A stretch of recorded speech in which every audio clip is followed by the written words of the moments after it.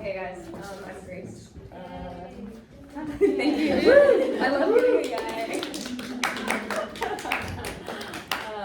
And yeah, I'm just here to introduce the amazing Annie Bielski. So Annie was born in 1990 in Toledo, Ohio. She's an artist, writer, and performer.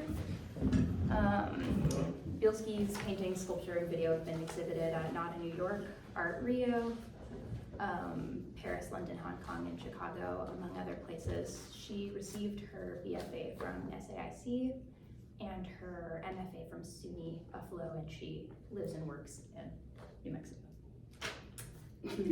All true.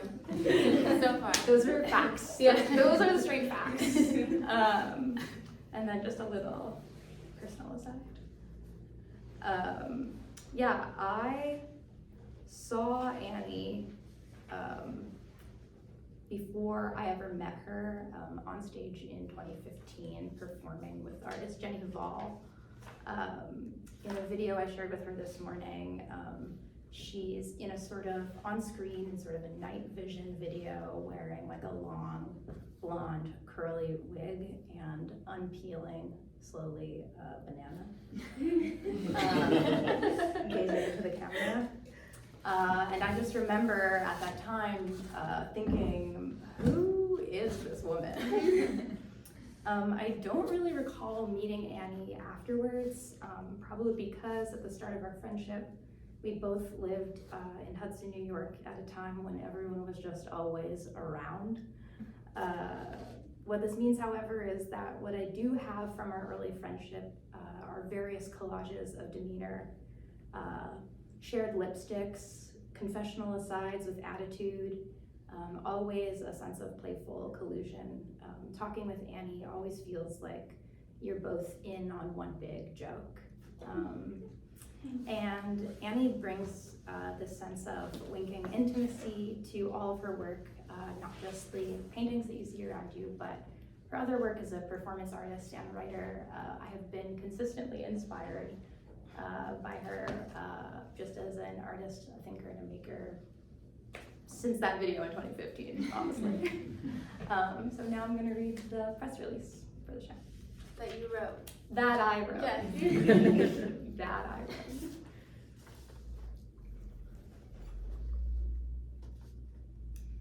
Annie Bielski makes works that are big washes of feeling.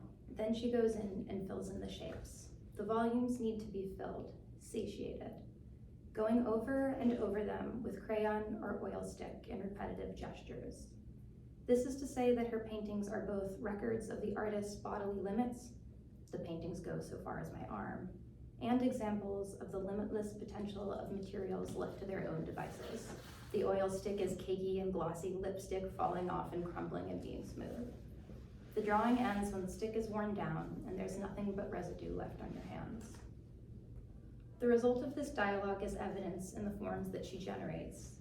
Each form is an organ. It has a specific function, processes in its own way the work's shared fluids and biles, but compacts to mass when crammed together in the cavity of the canvas. The material challenging the body to collapse into its most erratic gestures, the body wondering if the material might ultimately generate some kind of meaning. Everything is always taut, ready to burst. What happens next? Eating a hot dog from a cart in Central Park, beginning a painting, when suddenly the agita arises, heart-burning, and the world immediately becomes askance, shifting off its axis to accommodate room for your pain. How do I make this okay? When will the painting be finished? Needing to take off everything that constricts you, unbuttoning your pants, loosening your bra, unwinding your braid, then going to lie down. A body would be sexy, but it's the byproduct of spasmodic internal combustion. Classic. For her, the conditions that painting creates are tragicomic. This understanding is traced in wavering. Moments of gravity or self-seriousness are transmuted into a bunch of bananas or a floral motif. But each little disaster is kept in check by a kind of logic, perhaps provisional, a pact with the inherent nature of all unruly things to meander. It is ultimately a win-win contract between generosity and flexibility, a willingness on her part to accept the mess of point A to point B. The result is a series of works that are bright and unsettled, grotesque and pulsating, alive with the pure tension of compromise. Rachel Uffner Gallery is pleased to present a solo exhibition of new paintings and drawings by the artist Annie Bielski. The show is titled Agita, and if you know, you know. Very nice.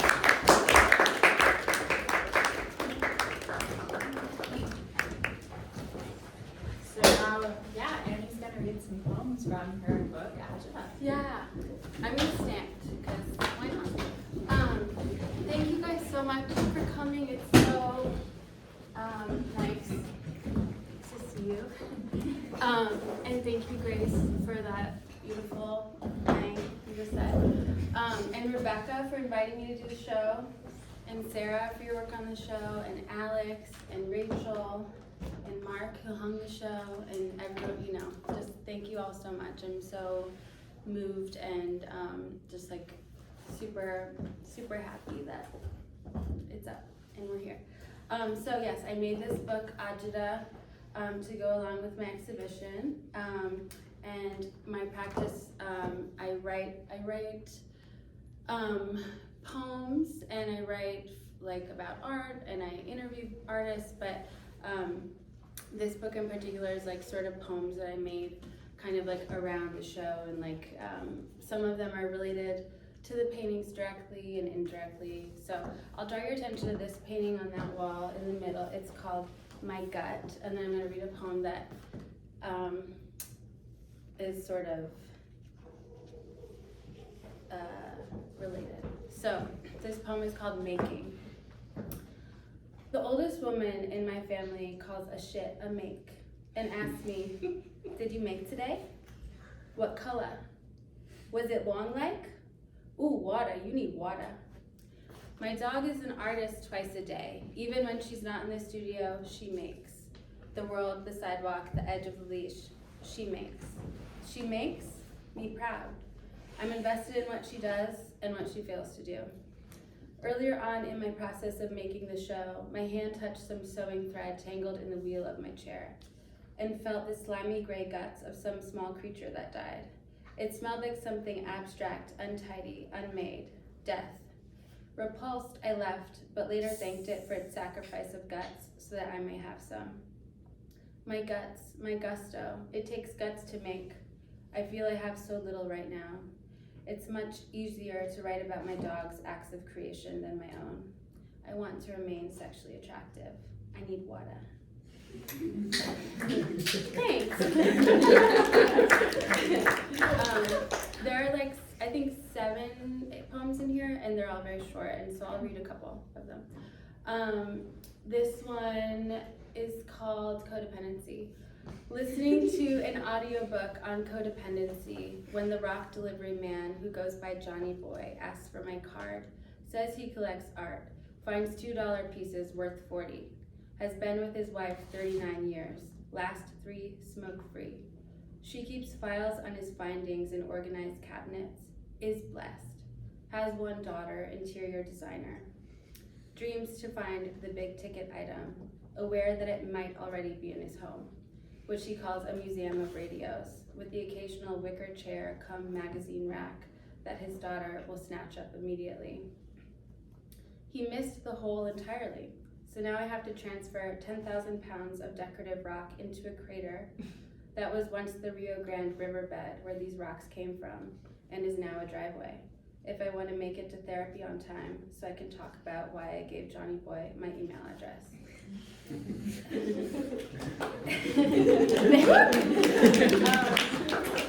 This one is called Alterations by Kathy, where I live in Albuquerque. She's a tailor that I found, and that's her business name, Alterations by Kathy. So, poem for Alterations by Kathy, who shares a name with my mother, who does not sew. As I drove away, I thought about the name of her business, Alterations by Kathy, and how close the word alterations is to altercations. When I was a teen, I pretended like I didn't care about the sewing machine I received for my birthday while in an altercation with Kathy, who does not sew. Let's see. This painting here is called Bodybuilder, and and it sort of comes up in this poem called The Impersonal Personal Trainer. The impersonal personal trainer paid no mind to me, while my heart rate rose to the athletic conditioning category. A bodybuilder, she scrolled while I sweated out, all for her. It wasn't like reality TV. There was no motivational speech, eyes on my thighs, words to live by. My wish is for a kind stranger with credentials to examine me closely. I wanted more from her, the impersonal. I wanted something personal coming from her, personality. I wanted her to tell me there was something wrong with me. I drove behind a car whose bumper read, "Use the quads that God gave you." I thanked God for my quads and for letting me not know where they are, making room for art. There was a time when I only prayed in the bathroom.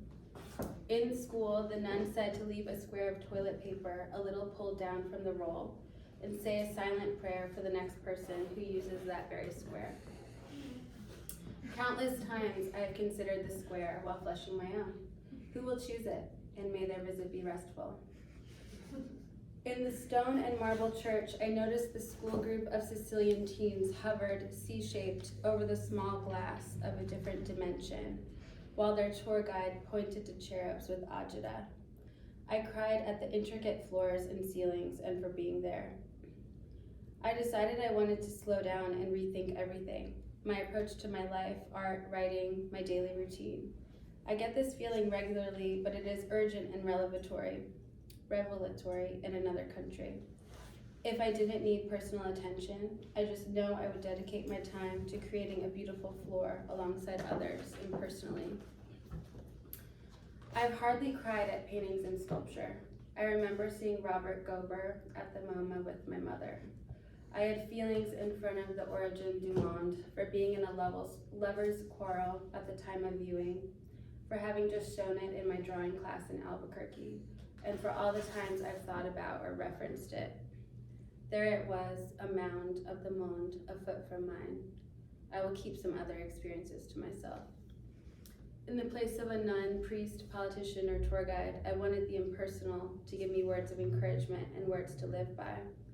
I've heard the only way out is through, but I was a C-section. I've heard you miss 100% of the shots you don't take. I've heard he died for your sins. I've heard it's best to visit in the off-season, even if everything is closed. The Sicilian teenagers do not understand what the teenagers in Ohio have, nor what they have there in that church. The impersonal did not know me in reality or reality TV. The teens do not know about Applebee's. They hardly know the cherubs. Will they ever, and will I? Thank you. Thank you. Let me see, I'll read two more short ones. They're all short. And I'll tell you a little about the book. So it's printed on this risograph, which is a new thing to me, in Albuquerque at this very cool studio. And it's all poems made like around while working on the show. And then it's got some images of some of the work in the show. That's available for $10. It is available. It is available.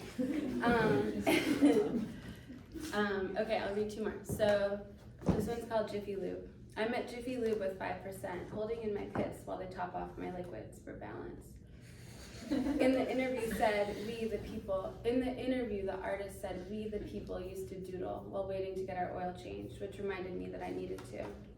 Not much you can do with 5%, but I hung up the phone, but should have stayed. Nani's plastic covered sofa got reupholstered when she died. When my students are, quote, done drawing, they take out their phones, though I tell them to keep making. Make another. What color was it? Was it long like? And then this one finally is called Color. And it says, X asked me about color decisions, and I said whatever feels closest to me, as in what is physically closest to my hand at that moment. I know it was an unsatisfying answer, and as a self-proclaimed color nerd, X was offended. I have an intuitive sense of what I like and what works, though I do have periods of wrongdoing. I look great in red, whereas others don't, no offense to others. Some personalities can't go red, and some really shouldn't. Some need blue, myself included, depending on the time of the month. That's all.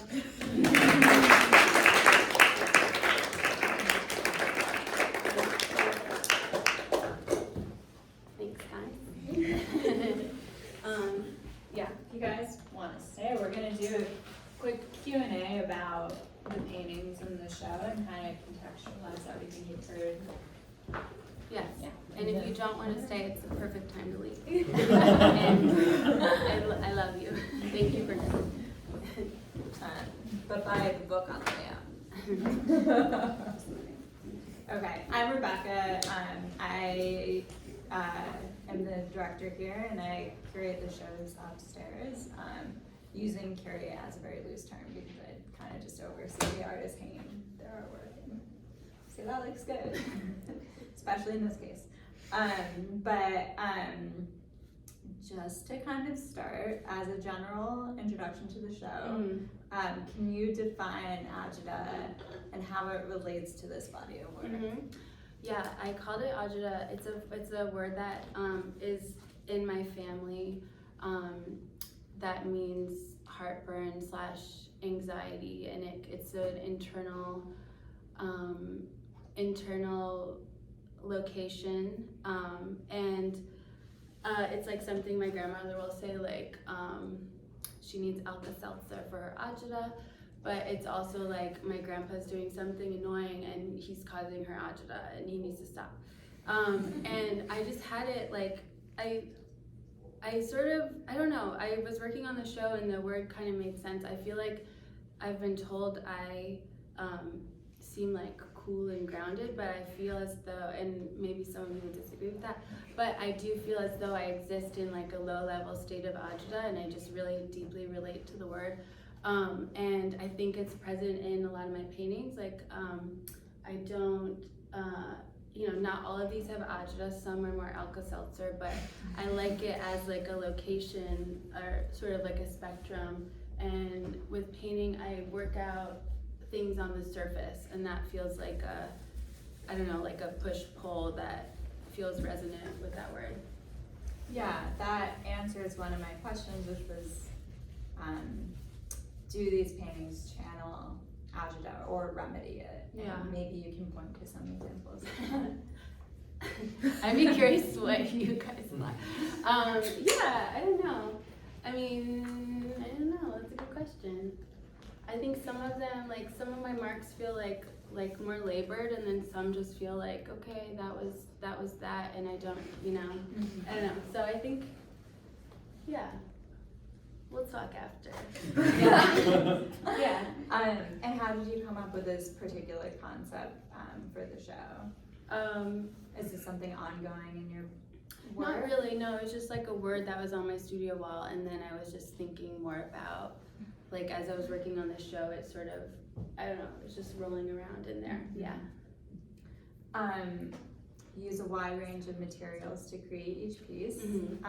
Though obviously intuitive, can you walk us through any moments of decision that strike during the process? Yeah, I guess one thing that, like, some of these have some sewing elements in them.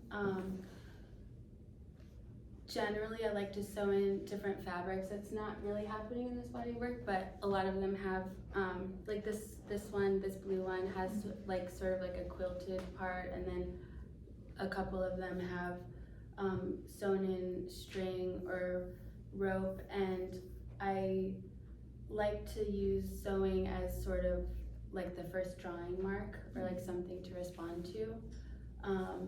And I don't know. For materials, it's kind of like anything goes. Like a lot of their studio materials, acrylic, oil, ink, crayon. There's a lot of drawing present in all the paintings. I feel like drawing is a huge part of my practice. And actually, there's some drawings in the back if you want to look. Yeah. Well, through your painting, your writing, and your drawing practice, concealing and revealing is a constant. Do you want to talk about that relationship? Yeah, I think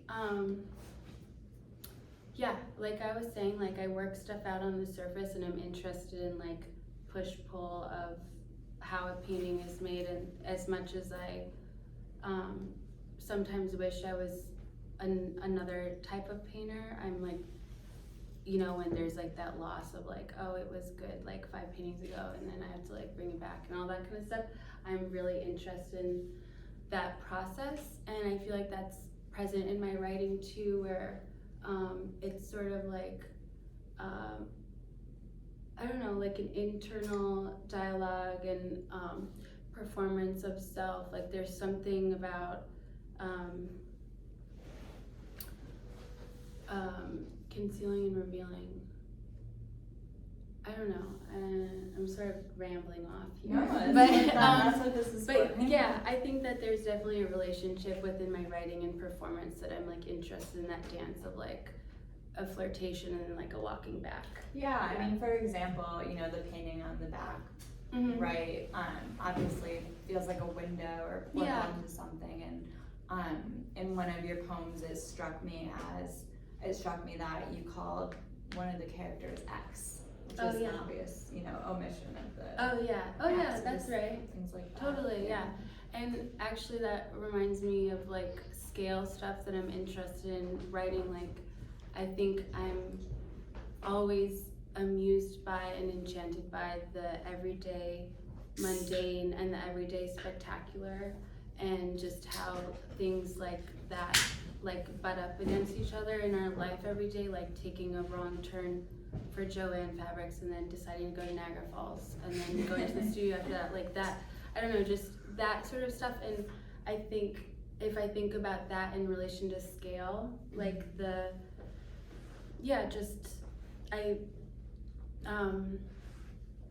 like what to zoom in on and what to show you and what to just sort of brush over, and I think that comes up in my paintings as well. Yeah, and the way you describe it, I mean, there's a scale difference between Joanne Fabrics and Niagara Falls. Totally,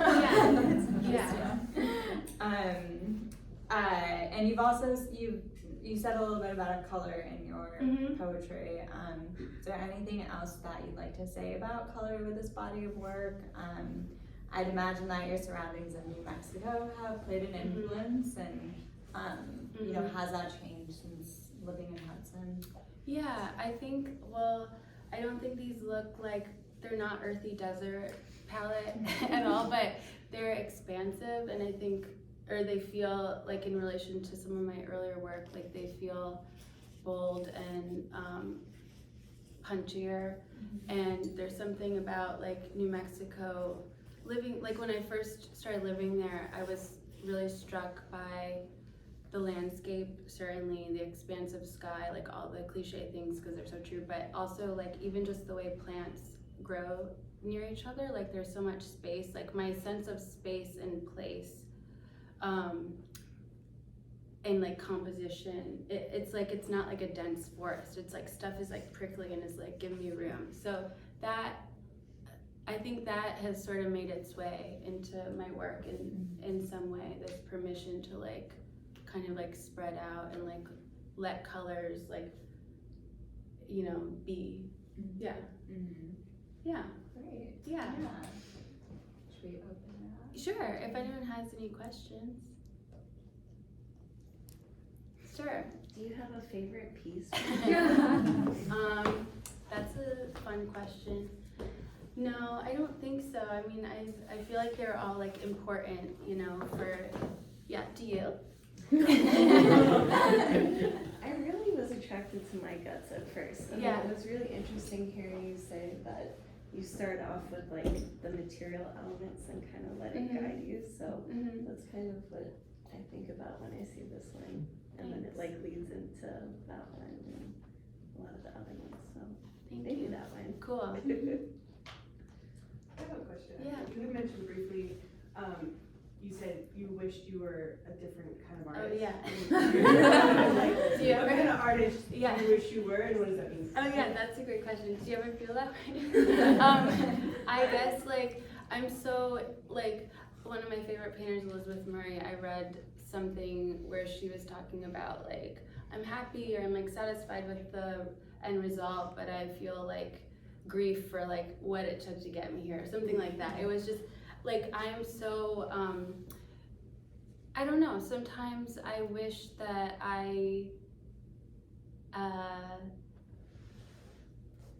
like, that's who I am. I'm a process person.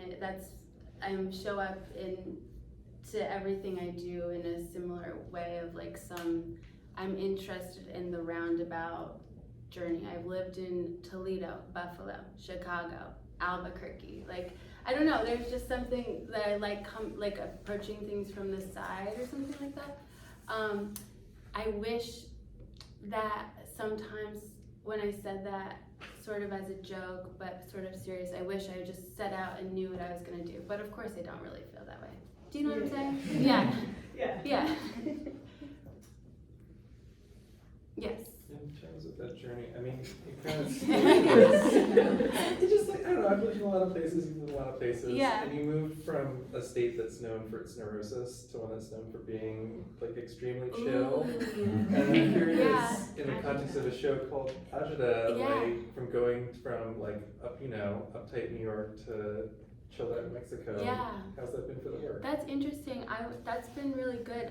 I deeply need both. Like today I was walking around the city and I was just feeling like kind of teary because I'm leaving soon, and I was just like, oh, I just love this feeling of like being here. And I also can't wait to go walk 30 minutes from my studio to the Rio Grande and then miss New York and then do it all over. So I feel like it's like I need both. So how do I do that? We'll see. But yeah, I think one thing I didn't notice before I moved there was how much space and time I really need, because I'm such a social person. But I don't know, is that like space and that kind of stuff, just allowing, like, life is slower, and it's like I've slowed down and it's been really good for my work in that way. Does that answer the question? Yeah. Okay. All right. That's good. Okay. Yeah. I kind of have a comment like following that. Like, I grew up with my mom being like always talking about having agita. It was always like so hard to like navigate it, and so I was kind of thinking about that when you were talking a lot, because I feel like the work kind of has that. Because I never know if it was like growing up, I didn't know. I think for the first like 10 years, I didn't know it was heartburn.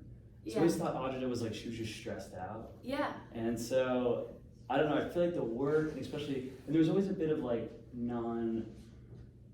it was never that, what's the word I'm looking for, like that detrimental. It was like that intense of a thing. I could never tell. It's not clinical. It's not clinical. Yeah. Exactly. So there's times where it was just Right. like, it was like low stakes, and it was kind of funny, but like not, and you knew to give her space. Yes. And when you feel like the desert, the plant life, having this like, Oh yeah. so there's kind of that, but then the work doesn't feel like, the work feels like the sort of internal, like trying to crack that. I don't know. So, but I think your poetry somehow captures agita too. Yeah. For some reason. But yeah, I don't know. I kept thinking about that, and then I was like, it's nice to see this show to like maybe think about that, like feeling of trying to like I'm giving you space, but I have no idea if you're just upset or you just like had too much like sauce tonight. Yeah, totally. Yeah, I totally relate to that. Yeah, and it's really funny. Yeah, it's sort of an all-encompassing word and state of being. Well, if I can give maybe a final remark. Yeah. This question, or this comment has come from all of you. Now it's coming to my mind. But you made this body of work about agita in a place that is more serene than the place that the work is being shown. Oh yeah. So it's a funny full circle. Totally. It feels perfect for New York City. Yeah. Show that agita. Yeah. Thank you. Thank you guys for coming. The Yeah. show is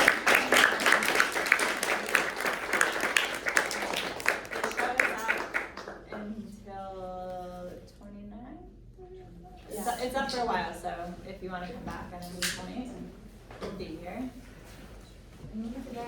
Yeah.